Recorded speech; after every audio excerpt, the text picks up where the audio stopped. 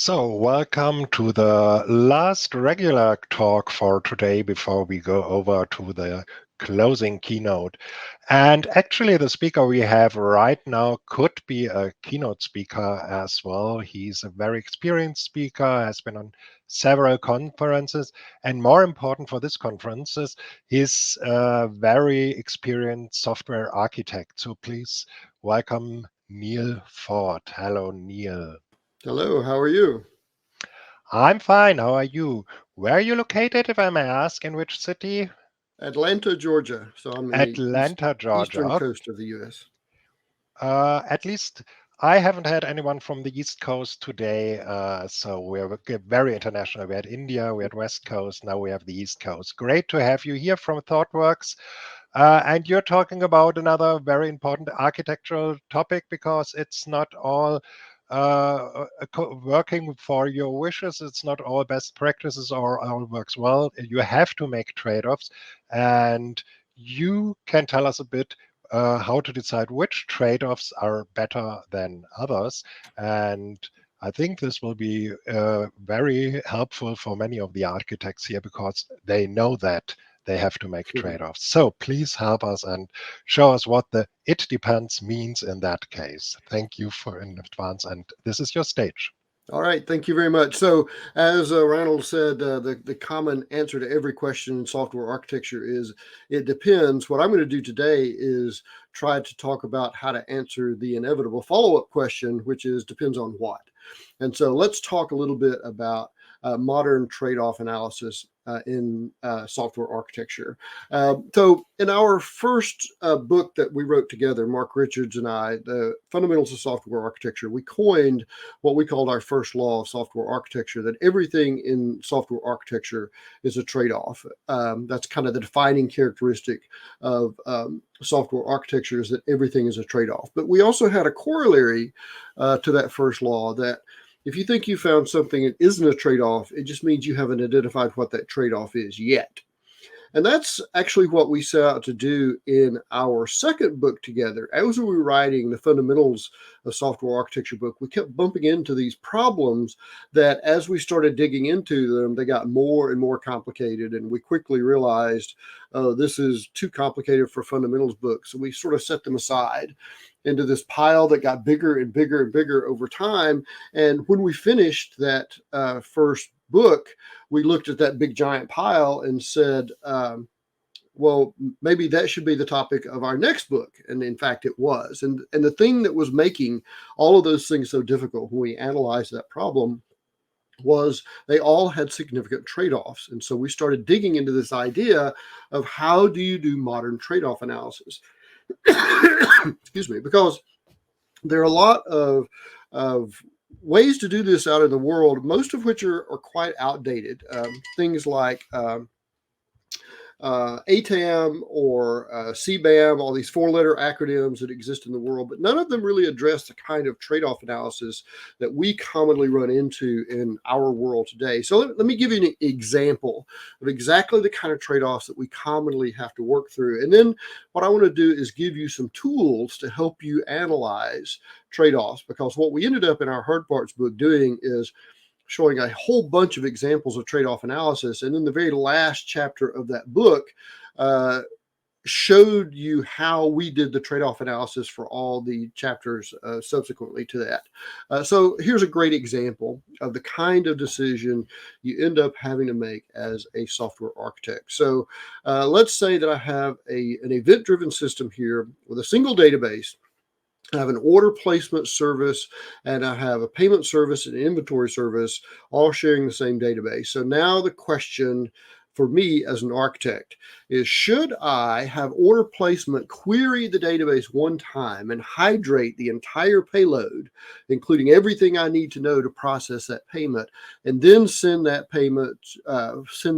from order placement to payment and then to inventory, and then let order placement update the database? So that's one possible way of doing this. So I query the database from order placement, hydrate that entire message, and then send that to payment to apply payment, send it to inventory to apply inventory, and then write that back to the database from order placement. So that's one scenario for doing my update. Here's the other one. The other possibility is for order placement to query the database and just get the ID, pass the ID to payment and inventory, and they can query the database, pull in the relevant information they need, apply that, and then write it back to the database themselves. So either of these is a possible solution for your software architecture. So how do you decide which of these you should use? Well, it's all about trade-off analysis, and it's really about bringing this back to what presents value from software architecture to your organization. So here's what we mean. So if I hydrate the message once and pass it around to the other parts of my ecosystem, I get better scalability and performance. Why is that? Well, the potential bottleneck for scalability and performance in this ecosystem is this single database. And the fewer times I access that database as part of this workflow, the more scalable I can eventually make this workflow. And so just touching the database one time for the entire workflow definitely makes for better scalability and probably better performance. But it now means that I have to worry about contract management and eventually versioning. And versioning is one of those slippery slopes in software architecture that sounds so easy, but then you start actually having to do it and you realize, oh, that can become quite the nightmare for what is our deprecation strategy? How many versions do we keep around? How do we manage moving from one to the other, et cetera? And so that can become a big headache in architectures like this.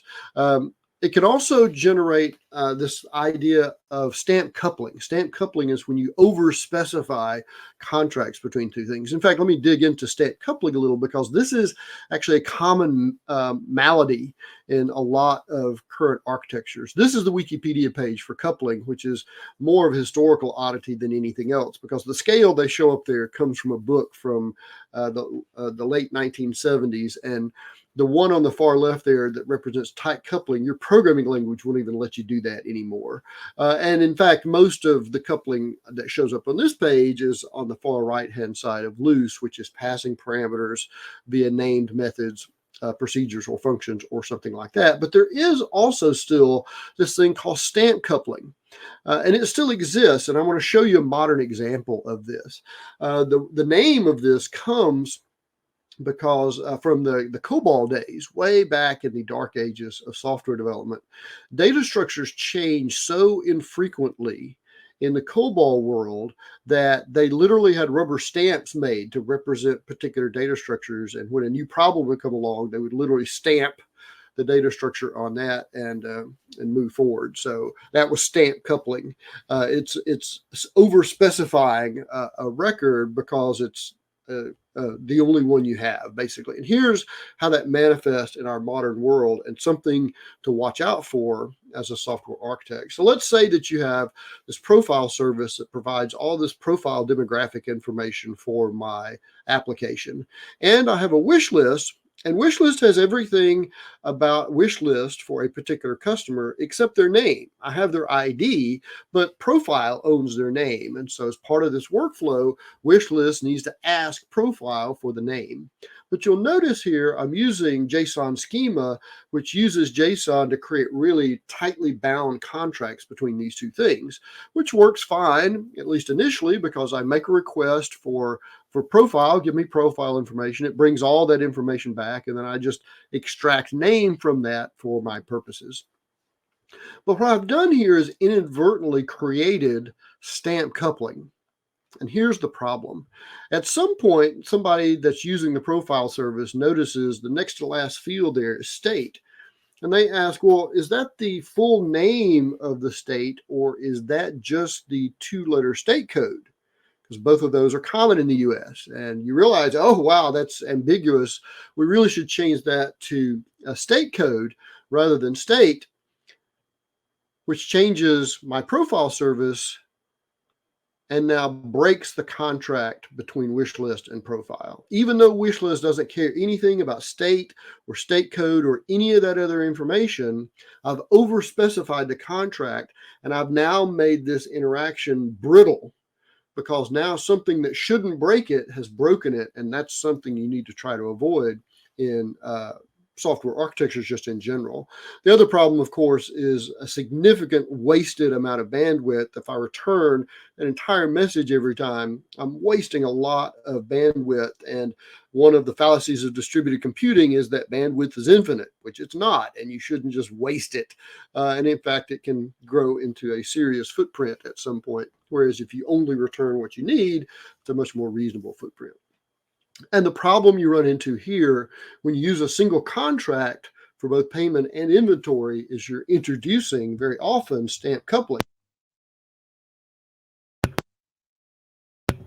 Because inventory is going to need some things that payment doesn't need and vice versa. So now you're over specifying those contracts, which means that you have the potential of changing the payment part of the contract and then breaking your interaction with inventory, which is obviously not a great outcome. The other problem you have here, of course, is you have multiple systems of record. You're pulling it out of the database and manipulating it in this workflow. What happens if somebody else updates it in the database while I'm doing all that? You have to build some sort of policy about optimistic locking or last one in wins or something like that to prevent those kinds of problems. But what about the event payload version of this? Well, not as scalable and performant, because now I'm accessing a database a bunch. And in fact, if this is a really active workflow and other workflows are also accessing that database, this is going to very quickly become a bottleneck. However, single system of record, so I have great data consistency. I don't have to worry about things getting out of date because I'm only passing keys around. And so I implicitly implement optimistic locking there with fewer conflicts. No stamp coupling bandwidth or contract management issues because I'm passing around the least amount of information that I possibly can. So this is a really common occurrence for software architects to put together these kinds of matrices. We build a lot of matrices in spreadsheets in software architecture so that you can analyze what's important. Because now you can see that the entire data payload on the left is really good for scalability, but causes implementation issues that we would have to address. Whereas the one on the right doesn't give me as good a scalability and performance, but solves a bunch of other problems. And so now, armed with this, you can go to the decision makers in your organization and say, okay, what is truly most important to you? Do we really need this level of scalability, or can we get away with this lesser scalability because it solves a bunch of problems that are caused by the other solution? This is a classic example of the kind of trade-off analysis you have to do. And notice that, and this is key, there is no correct answer here. This is not some sort of analysis you can do once and for all and say, oh, well, that's the thing that we should always do. One of the things that has become sort of an inside joke in software architecture particularly is this idea of a best practice. Because think about what that phrase means for a second. A best practice means that when this situation comes along, I can just turn my brain off and always do this thing because it's the best practice. It's not even just a better practice, which would allow some argument. It's the best, which means there's no way to argue about that. But there's nothing like that in software architecture because everything is a trade-off. I can't make these decisions once and for all. I have to keep analyzing the trade-offs over and over because the variables change and the things that we're trying to achieve are always changing and are always a moving target. So let's talk for a second about a topic that Mark and I talk about a lot in our book without using the phrase a whole lot. And it's this idea of iterative design in software architecture. So you may have heard some people, particularly in the early days of agile software, say that, oh, well, you don't really need architecture. You just need to start building something and the architecture will emerge. Well, it turns out that's not true. To build sophisticated things, you need architecture and planning. You can't build a 50-story office building just by going to the hardware store and getting wood and starting to nail it together. At some point, you'll realize this will not support 50 stories and elevators and all the other things that we might. So you need some planning, but what it really means to be agile in architecture is not that you avoid planning, but that you plan and design, but you iterate on your design. The essence of Agile is not lack of planning, it's fast feedback. And that's what we're trying to get in architecture, is fast feedback on our architectural designs. That allows us to apply trade-off analysis faster and get to local maximums much faster without trying to waste time finding ultimate global maximum. So what you need are tools. So the way that I present this to architects is that when you begin as an architect, you have sort of an empty toolbox, and what you need are tools that allow you to do iterative design. And I'm going to show you, I'm going to start you out with a starter kit with some tools to do this around one of the most difficult problems in distributed architectures right now, which is, what is the correct granularity for my microservice? We've always heard, well, it's should be single purpose. That's the philosophy behind microservices. Each service should be single purpose. Okay, well, great. Does that mean that all messages are single purpose? Is each customer message single purpose, or is each kind of customer message single purpose? Because you can make a philosophical argument for all those things to be true. So what you need is less vagueness and more tools to allow you to create a candidate design and then iterate on that design. I don't know of any software architect who's so clever that they can just look at a complex problem and the solution just falls right out of their head onto the diagramming tool. What you need is to create a candidate. You need tools to apply to it to see, can I make this better than it currently is? So what I'm going to do is give you some tools. I'm going to start with 5 disintegrators and 3 integrators. Disintegrators are forces that encourage me to break things down into smaller and smaller pieces in my architecture. And I'll show you 5 of those. And then integrators are forces that encourage you to bundle things back together. So let me show you what I mean by that. So the first of these disintegrators is maybe the most obvious, which is service functionality. So let's say I have a notification service with text, email, and postal letter in it. I might decide to break that down by functionality and just break those into 3 separate services, one for SMS, one for email, and one for letter. The same might be true for something like customer service, but notice here, I'm not trying to break this apart and change this into technical partitioning. So this is not the profiles for every single thing in my system that has profiles. This is still profiles for customer. And so the point of this is that these disintegrators don't overcome stronger forces. We actually talk about this sort of tongue-in-cheek as strong and weak nuclear forces. The strong nuclear force here is the domain concept of a customer, and the weak nuclear force is the pieces of this implementation. And so you might break this down, but it would still be customer profile service, customer comments, and customer preferences. We're trying not to lose the essence of customer there. And most developers understand service functionality. This is a fun thing to do, is take existing code and rip it apart into smaller pieces. But let's look at a second disintegrator, which has nothing to do with the actual code itself, but rather how volatile that code is. A lot of developers ignore this, but this is an important thing for a couple of reasons. So let's say that my notification service has text, email, and postal letter. And the text and email code rarely changes, but because of weird legal rules about information that goes through postal service, the code has to change a lot to accommodate those things.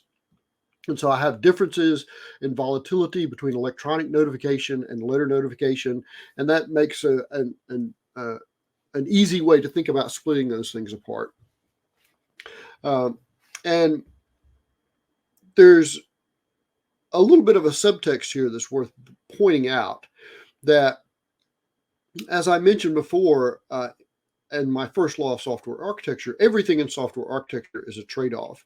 But a lot of times people don't realize what the trade-offs are. That's the corollary. And this is a great example, because code reuse is purely a force for good, right? You want to try to reuse as much as code as possible, because the more code you reuse, the less you have to write from scratch. So that's the good part of code reuse, and everybody gets that part right, but everybody misses the trade-off. Remember, everything is a trade-off. That code reuse is only useful if it also has low volatility. Think about reusing electronic notification here or letter. If I reuse electronic notification, it probably won't cause much disruption in my ecosystem because it almost never changes. But letter changes constantly, which means every time it changes, everything that reuses that thing has to stop and coordinate around that change. And so good candidates for reuse have both good abstraction and low volatility. And a lot of people miss that second part, which is why domain concepts make terrible candidates for reuse because they change constantly because they're the thing that we're actually writing the software about. And so volatility is a great indicator for maybe we should separate these things so that we cause less disruption as change occurs. The third of these we call scalability and throughput, but this is really any of this family of operational architecture characteristics because there are some problems that can be solved with either design or architecture, but some can only be solved with architecture. Security is a great example, which we'll talk about in a second, that you can build designs that are secure, but you can also build services that are more hardened in a distributed architecture. But things like scalability, to a certain level, can only be achieved through architecture. You can't build monolithic systems that will scale past a certain point just because of the nature of physics. And so if my notification service needs much higher scalability, I may think about breaking this apart into some more suitable chunks so that I can manage the scalability of those things a little more directly. The fourth of these is fault tolerance. And this is in the family of architecture characteristics around things like availability and reliability. So let's say that for whatever reason, that email is really volatile and often causes stack traces in my notification service, which of course takes the entire thing down if it's a single service. I can isolate that by putting it into its own service, and that isolates the volatility of that one away from my other parts. And of course, can start using some DevOps practices like circuit breakers and DevOps tools like that to manage those things, to make sure redundancy, circuit breakers, etc., so that I'm not as subject to failures when those things occur. And then the last of these is an obvious one, which is access restriction. Now, you can solve security problems with design, but what you want to try to avoid is spreading out things too much transactionally. We'll talk about that in just a second. So if I have a profile service here, if one part of it needs to be more secure, I could make it more secure by using salting or encryption, hashing, etc., in the profile service, but I could also make it a separate service and then control access to it much more stringently so that can solve that problem either way. But very often this is a disintegrator because one part of the system needs to be more secure than another part of the system. Disintegrators, and I want to stress the fact that this is really just a starter set of these things. It's up to you as an architect to find organization-specific disintegrators. Maybe this has to do with team organization or geography or the way your software is put together. It may fall into some natural disintegrators, but this is a pretty good starting list. And a lot of developers get this right, this idea of breaking things down, but miss the inevitable feedback loop of, excuse me, what happens if I've broken things down too far? And that's where integrators come in when you consider putting things back together. So let's talk about, excuse me, I have allergies are making me cough. Let's talk about three common service granularity integrators. And the first of these is the advice you've always heard in microservices is try to avoid transactional interaction between service boundaries. So if I have a profile service that registers a new customer and part of that registration is a more secure password info that has to happen in lockstep with the registration, now I'm trying to do a transaction across service boundaries, which is frowned upon in microservices because it's very difficult to get correct. In fact, the finale of our hard parts book is really all the trade-offs you have to consider to get this to work and how difficult it is. But the easier way to make this work is to say, well, rather than break that into two services, why don't I just bundle that back into a single service? And now my transactional boundary is back to my service boundary. And this is a great example of how iterative design works, because you use a disintegrator and you break it down, and then you realize, oh no, that's going to cause a transaction across these. Let's bundle these back together and see if we can apply a different disintegrator to them. And now you're iterating on your design by looking at different ways of putting these pieces together before you've had to implement a lot of time and effort into actually building these systems. The second integrator here are data dependencies. And this is a tricky one in microservices, because pulling apart code is pretty easy, but then when you start looking at the data dependencies, it becomes a lot trickier. So for example, if I have a single service that has these three functions in it, they inevitably map to some sort of persistent storage of some kind. And if I want to break those into individual services, I also have to map the data relationships as well.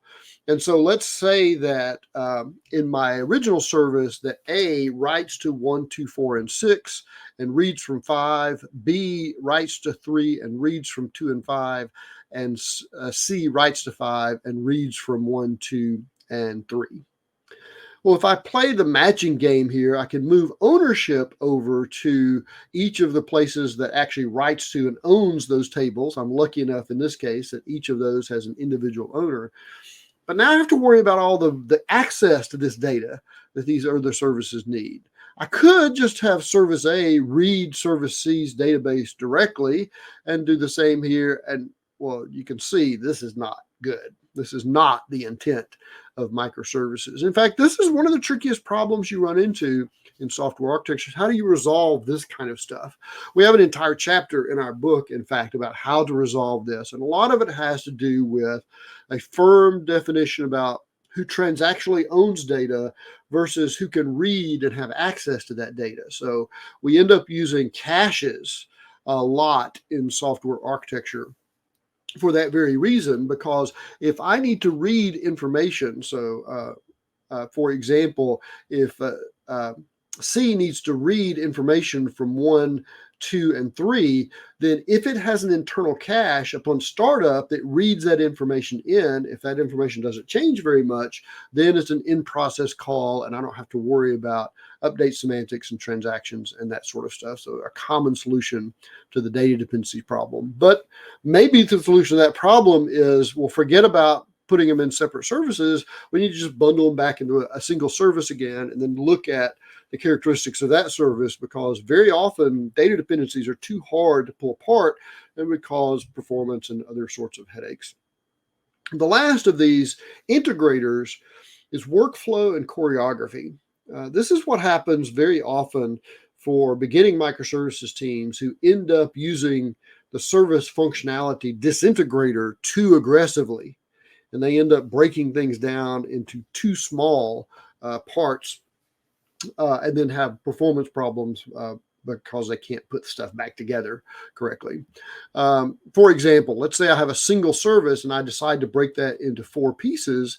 The problem, though, is that the useful work that the one service was doing now has to be done by all of these services. And that can have a big impact on things like responsiveness and performance. So if a customer call here takes 1,500 milliseconds, now when I call into this separate ecosystem, method calls have been replaced by network hops and RESTful calls, and significant performance impact can happen because of that. And now I've introduced some reliability and data consistency issues, because what happens if I'm trying to do some work and one of these services is not available? I can mitigate this with durable message queues and other sorts of DevOps practices, but it is a problem that I have to worry about here. And inconsistent data and availability and some other issues like that. And so one of the key indicators that I've broken things down too far is really, really complex workflows with lots of boundary conditions, lots of error cases, that it's easier just to bundle those back together and deal with all of those things internally rather than spread them out into to architecture.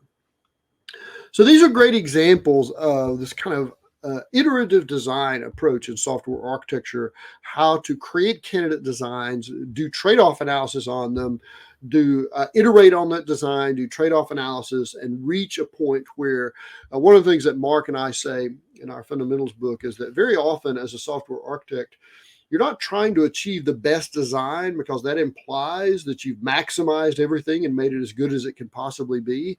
What you're often looking for is the least worst design. What's the least worst combination of these trade-offs that won't cause me headaches at some point? So let's talk about building your own trade-off analyses. So one of the little rhetorical tricks that we pulled in our Software Architecture the Hard Parts book is the entire first 14 chapters of the book are written in first person or third person, either us, the royal we as the authors, or third person. The last chapter of the book, chapter 15, switches to the second person, and we address the reader directly, because what we've been doing in the previous 14 chapters is illustrating a whole bunch of trade-off analyses, and now we're pulling them in and showing you how to do that yourself, because your job as an architect is not to find magic silver bullet solutions to problems laying around everywhere. Instead, it's to get really good at doing trade-off analysis in your organization. So let's talk about some things that you can, traps to avoid when you're doing that.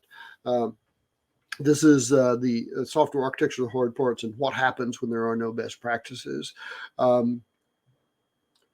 So you end up building a lot of matrices and doing the kind of trade-off analysis that I was just showing you. But this is the important part here. You've always got to reconcile that back to something of value within the organization. So you have business people here who are defining what is valuable to the organization you're writing software for. And they're going to say things like time to market. You as the architect are going to do an architecture characteristics analysis. These are the non-functional requirements of the system, and look for maintainability, testability, deployability, etc. Then do a trade-off analysis and look and decide that you've discovered something that is a trade-off between performance versus maintainability. Now you go back to what is really important. What did the business decide was more important, performance versus maintainability? Well, they want maintainability because that's the secret to time to market. And so that's the thing that's going to win in your trade-off analysis is maintainability.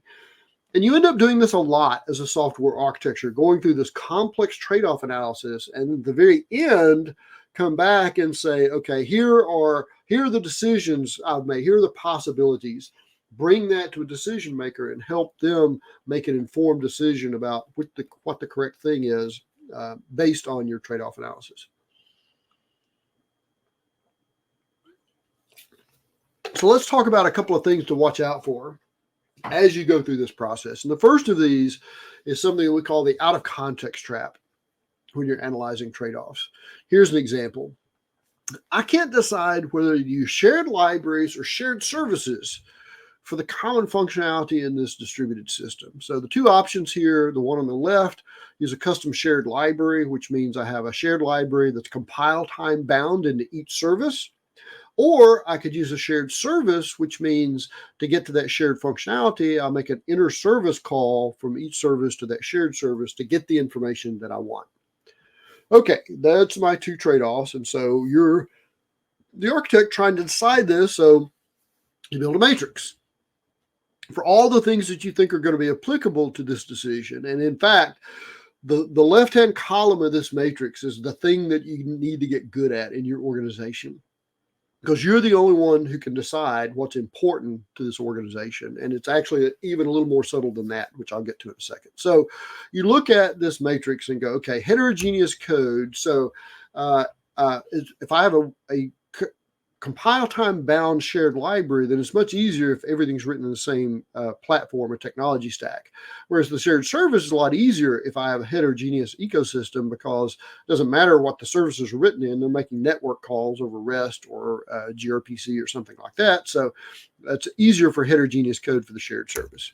What about high code volatility? Definitely better for the shared service, because every time that code changes, I have to recompile the libraries and redeploy them. Whereas on the right-hand side, as soon as it changes and I redeploy it, every service that calls it gets that new behavior right away, which is kind of nice.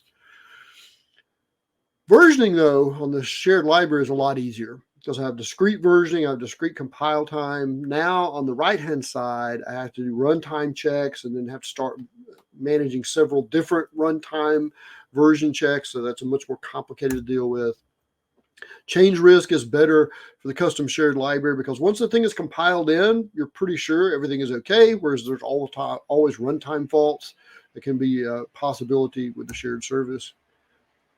Performance is going to be much better with the shared library because it's compile time bound, and so it's going to be much more performant, whereas I'm incurring a network call for the shared service.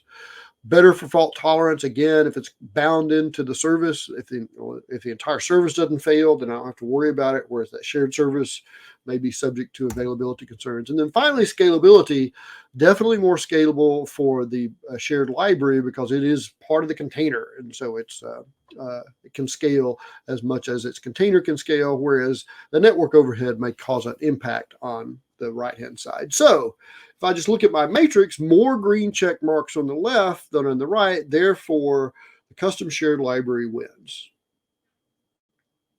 Except it doesn't. We have services written in 4 different languages in our ecosystem. Performance and fault tolerance aren't really concerns for us. We really want to manage frequent changes to shared functionality. The point of this is that when you build these matrices like this, not all rows have the same value. Some of them will overcome or defeat the other rows in single combat. And the fact that we have heterogeneous code means that, okay, well, we need to pick the solution that is best suited for that. And now your question as an architect is, can we mitigate all of the negative things on the right to be able to use that shared service, because that the driving force here, the biggest priority for this is heterogeneous code and high code volatility. This is why it's important to go back and examine what's of value, because you can't just make this decision once and for all, because there are always mitigating circumstances like this. Here's another tip.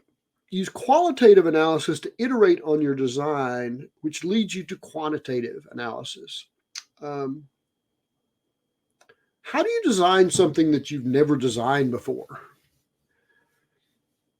Because you don't know. You've never designed this before, so how do you know which kind of solutions you should make? Well, one of the things that we do is a qualitative analysis in the beginning. So a software architect says, I'm not sure which distributed architecture style would be most appropriate for this new system. Excuse me, event-driven, service-based, space-based, microservices. One of the things that we put together in our Fundamentals of Software Architecture book, we wanted to have a way of doing an apples-to-apples comparison between these different architectures. But the only way you could really do that for real is to actually take a problem and implement it in all 4 architectures, but then every problem would have a slightly different fingerprint if you did that. So what we did instead was a qualitative analysis. We looked at these different architectures and said, okay, on a scale of 1 to 5, let's rate these against one another qualitatively. Now, for microservices versus event-driven architecture, I don't know exactly how much more maintainable microservices is than event-driven, but it is a little more maintainable because you have better framework support, better ecosystem support. It's not as ad hoc as event-driven architectures, and it's a little bit more difficult to create a distributed train wreck in microservices just because of the nature of how coupling works. And so we rated maintainability 3 stars for event-driven and 5 for microservices. This is an example of qualitative analysis. I don't know what the exact numbers are, but based on my experience, I can say that these relative to each other fall in about this range. And so we chose a bunch of desirable architecture characteristics and rated each architecture based on those. And now we can look at the things that are pertinent to our problem. So here are the sweet spots for each of these. Microservices has the sweet spots you see in red there, the service-based, event-driven, and space-based. So these are the things that these architectures do really well. So now the question comes back is, what's important to our business drivers? Because architectures do all kinds of things really well. Oh yeah, it's about maintainability, testability. So now let's look at the maintainability, deployability, and testability characteristics of each of these architectures and see which one looks the best across the spectrum here And in this case, it looks like microservices has probably the best footprint for those things. Of these architectures, the candidate architectures, this is the one that we have decided looks the best. We did the exact same thing in our software architecture, the hard parts book, for one of the most difficult problems in software architecture, which is how do I manage transactional workflows in a distributed architecture like microservices? And so we identified what we call these three primal forces, which were consistency, communication, and coordination. Consistency is atomic versus eventual consistency. Communication is synchronous versus asynchronous communication. And coordination is it orchestrated or is it choreographed? Because we realized by doing some analysis that this is a three-dimensional conjoined space. If you change one of these, it changes all the trade-off values for the other ones, and you have to analyze them holistically with each other. And so what we did was take so if you have three things with two possible combinations for each, that's 2 to the third power, 8 possible combinations. And so we modeled all 8 of these things in just generic architectures and did a qualitative analysis on them and ended up with an evaluation chart that looks like this. And this gives you some insights into these kind of architectures that you might not be able to get without many years of experience. For example, you often hear, so let's go back to maintainability. The thing that's really important to our business is maintainability. Well, complexity is the biggest driver here for maintainability, because the more complex it is, the harder it is to maintain. And this one looks like a really good option in terms of low complexity, which uses eventual consistency, synchronous communication, and orchestration. This is actually what Chris Richardson referred to as his saga in his patterns book, what we refer to as a fairy tale saga, with a particular set of trade-offs that makes it really attractive, because it's not as scalable or as performant as some of the others, but it's a lot less complex. And again, that's the thing that's really important to our ecosystem, is the complexity. Once you've done the qualitative analysis, it's important to follow through with that and do the quantitative analysis. This is about measuring things. And this falls into the category of my most recent book, actually, which is Building Evolution Architecture, second edition. I think Rebecca Parsons was here a couple of days ago talking about evolutionary architecture, one of my co-authors. This is this idea of an architectural fitness function, a way to measure these architectural concerns within an ecosystem. So now that the system is in place, we need to demonstrate those things that were desirable, like what is our deployment rate? How fast can we deploy things? What's our success rate for deployment?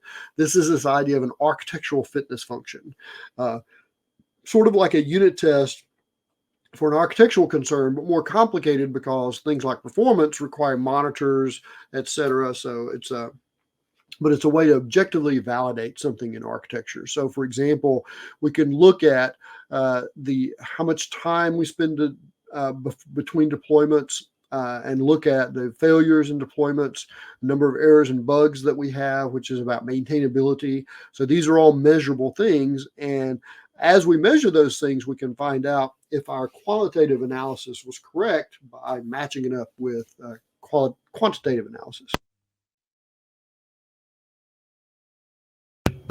Okay, so let's talk about another example here. Model relevant business use case scenarios to identify what trade-offs are there.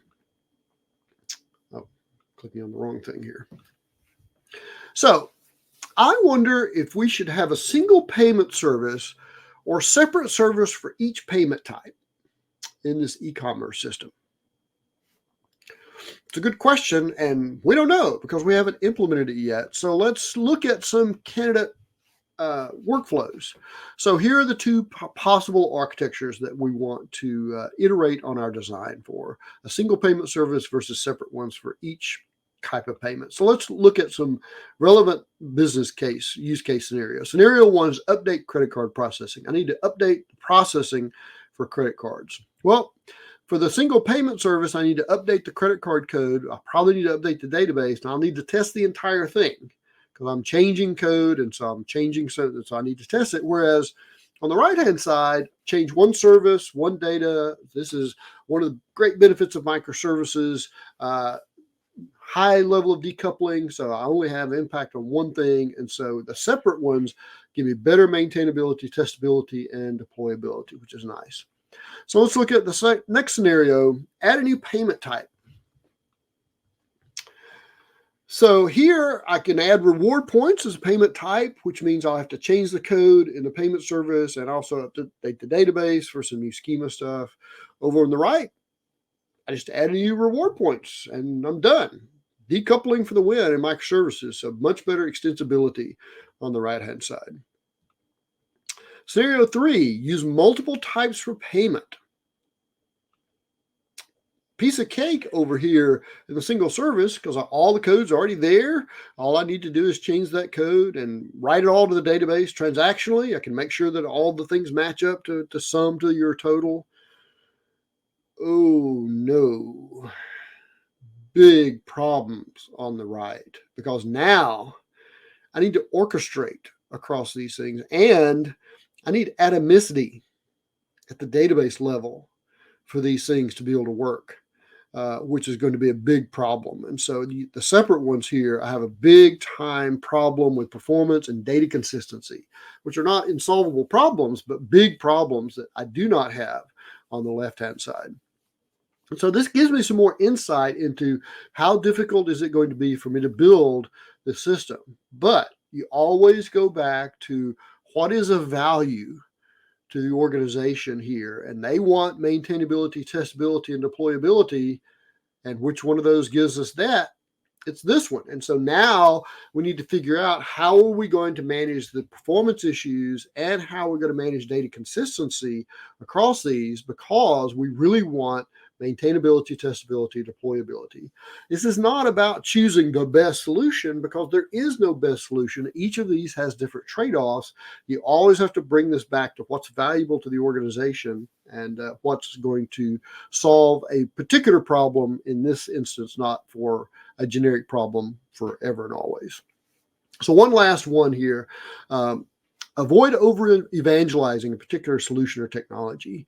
You as a software architect should be the objective arbiter of trade-offs. And you're the one that people should go to when they want an objective view of something. And when you evangelize something, you start chipping away at that because it always ends up biting you. For example, we have a software architect here that says you should always use publish and subscribe broadcast messaging using topics because it supports architectural extensibility and evolutionary architecture better. Here's what that architect is evangelizing about. So if you have this ecosystem like this and you're using individual queues, if I need to add a new consumer here, that means I have to add a new queue. I have to change my bidder. I have to change and create a new contract for the item bid here. It's a lot of work. Whereas if I use topics, I need to add a new consumer. All I do is add a new consumer. I just subscribe to that topic. No changes to the topic, no changes to the bidder, and no changes to the contract. So this is why I love publish and subscribe broadcast messaging because it supports extensibility so well. And when you get excited about this as the architect, everybody else gets excited about it too. Wow, this is fantastic. Let's start using this for everything. In fact, let's make it a best practice to always use broadcast messaging using topics whenever we have an architectural solution problem in our ecosystem. And you can almost imagine here the narrator's voice coming in saying, meanwhile, a little while later on, wait a minute, I can't create separate contracts for each of these services. So now we have serious stamp coupling going on because bid capture and bid tracking need some stuff, but bid analytics and new stuff need a bunch of other stuff. And now it's all in one big contract. And now if I change that contract, I'm going to break a bunch of stuff. So I really could use separate contracts. Oh, look, we just had a security breach because everyone has uncontrolled access to that data. Because of the stamp coupling, I ended up putting a whole bunch of stuff in there because all these services needed it. And now I can do PII information or something like that and get access to some stuff that I should not have. I really want to use auto scaling for these individual consumers so that because they have a widely different scale, but I can't use auto scaling because to do that, you need queue depth and topics don't have queue depth. And so I have trouble managing one of these being a lot more performant, much more scalable than the others because I don't have the capabilities in place there. This is the problem you run into when you end up over evangelizing things in software architecture, which is why you shouldn't do that. Remember, you're the objective arbiter of trade offs. You should be the one that when a decision needs to be made, you're the one they come to because you've done a good job of doing trade off analysis and presenting them the good and the bad and let them make decisions based on the important priorities for their particular organization.